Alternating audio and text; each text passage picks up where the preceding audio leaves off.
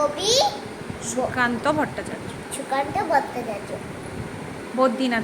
বদ্রীনাথের সর্দি হলো কলকাতাতে গিয়ে, আচ্ছা করে জোলাপ নিল নসিনাকে নিয়ে।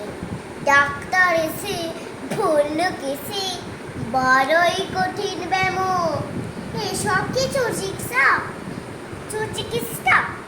আরে রামু, আমার হাতে পড়লে পরে এক্সরে করে দেখি রোগটা কেমন, কঠিন কিনা, আসল কিংবা মেকি।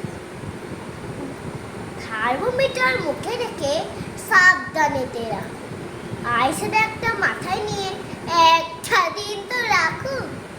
ইনজেকশন নিতে হবে অক্সিজেন পরে, তারপরে দেখবে রোগ থাকে কেমন করে।